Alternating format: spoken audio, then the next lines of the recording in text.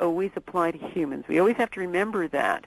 But they do find that these lab studies on rats show that it's a powerful central nervous system toxin, and it shows things like behavioral problems and all sorts of learning disabilities.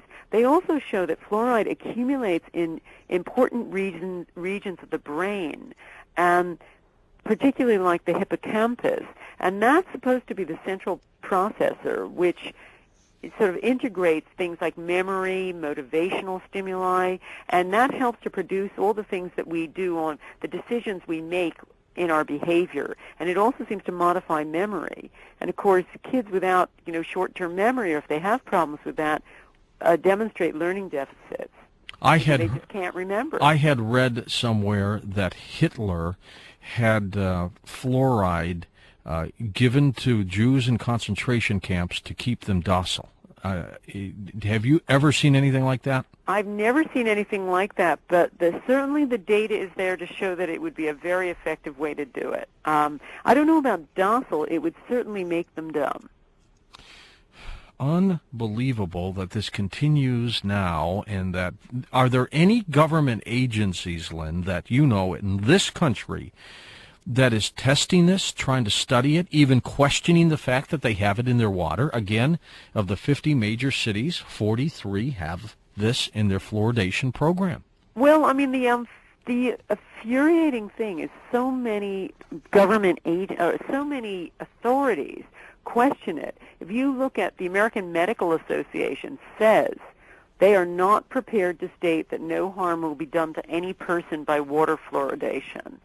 One of the guys who was a former EPA, Environmental Protection Agency scientist, has said that fluoride may cause arthritis in a substantial portion of the population. The Journal of the American Medical Association admits fluorides are protoplasmic poisons. You've got all sorts of people like this. You've got groups like the Greater Boston Physicians for Social Responsibility claiming that this has got adverse impacts on the developing brain.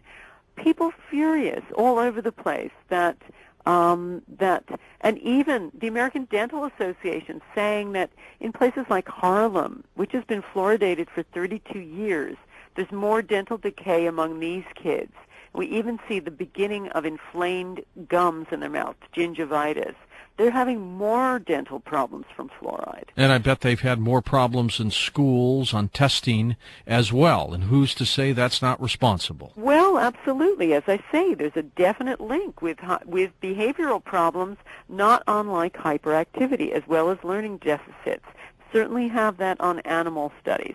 But what was really surprising was how little exposure was needed before this kind of subtle brain damage was seen. A 2001 December letter from the Surgeon General goes on to say almost two-thirds of the United States population served by public water supplies consume water with optimal fluoride levels.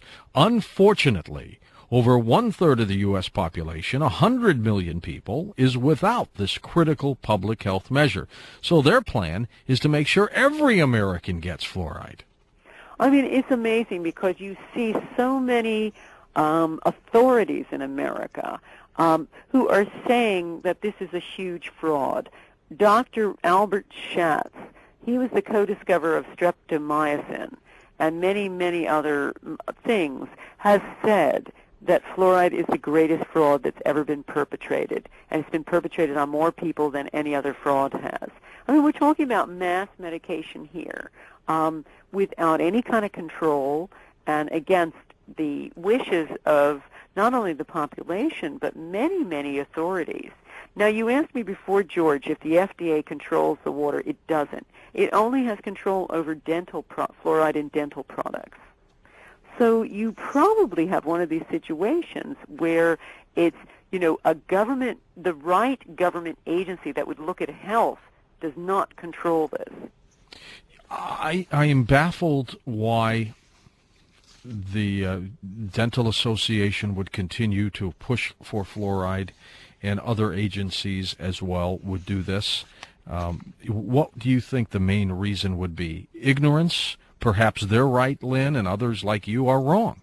Well, we see this with a lot of areas of in medicine because this is our stock and trade at What Doctors Don't Tell You. I mean, we're looking and arguing with the medical profession over many sort of received wisdoms, and fluoride is one of those great received wisdoms. If we just remove the possibility that there might be a conspiracy, and certainly there is that possibility anyway, but let's say there isn't. It's just received wisdom. It's one of those things. Vaccines are good.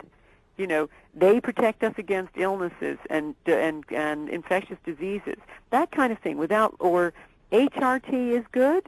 This went on for a long time before the real studies came in showing HRT causes terrible harm. Mammograms catch cancer. That kind of just dumb received wisdom without actually looking at the medical studies to determine what it actually does to you are behind so many things in medicine. And so let's just take the best view of some of these people and just say that, they mean the best for the public, but they're very blinkered and they're just not looking at the information. There was a doctor who was the EPA senior toxicologist fired in 1992. I don't know why, but some claim because of his scientific reports that recommended the removal of fluoride from drinking water. That even ended up being in a case where the EPA was sued, but it was thrown out and overturned in court.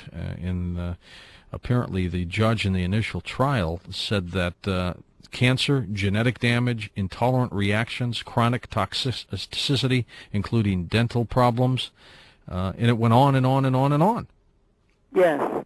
But, this is the thing. There's a laundry list of people who have complained about this. Dr. Arvid Carlson, co-winner of the Nobel Prize for Medicine 2000, has said he's advising against fluoridation. Side effects cannot be excluded. And they don't do this in Sweden, where he comes from.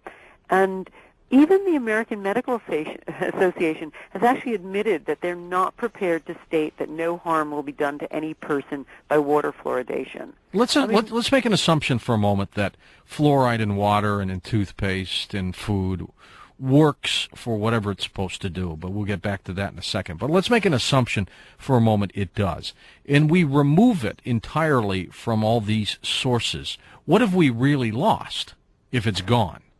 Well, I think, it's like... You can still have toothpaste, right? It's like a lot of metals and things. You need a tiny amount of it, like, let's say, copper. We all need a little bit of copper. But if you have excess copper, it can cause terrible havoc in your body. And I think it's what we're talking about is degree here, because it does appear in things like apples. And it does appear in, a lot of places naturally. That's probably about as much as we need.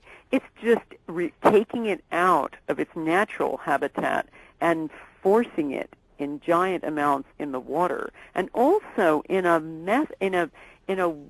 means that hasn't been tested. I think that's another interesting thing, is the kind of fluoride that's put in the water is not something that is undergone very much testing. No, to find out about long-term human safety. Like some of these other scientists say, it's the byproduct of chemical use of aluminum, fertilizer manufacturing. Who wants to put that stuff in our water supply, for crying out loud? Exactly. It just beggars common sense, doesn't it? There are some that say that we are already getting 300% of the American Dental Association's recommended daily amount from all these other sources. 300% more than we need. Oh, it's... and it's that alone. If you take things like, let's say, infant milk formula, just baby milk formula. Now, sometimes if that's given with fluoridated water, it can contain up to 100 times the amount of fluoride obtained from, say, mother's milk. So, even babies are blasted with this stuff if you've got fluoridated water. So what can we do, Lynn? First of all, it would seem to me that most of the fluoride comes to us in our drinking water. Is that a pretty accurate guess? Well, it's hard to say. Yes, but then, as I say, you're getting it from all different places. You're getting it. Another thing that we did that was really interesting is we did a study of toothpaste in this, in this country. But I think you can take it as read that you have a similar situation. You've got toothpaste and tooth products that have enormous amounts of fluoride in them too, and they vary widely. Now, in this country, that is England, there are fewer regulations about how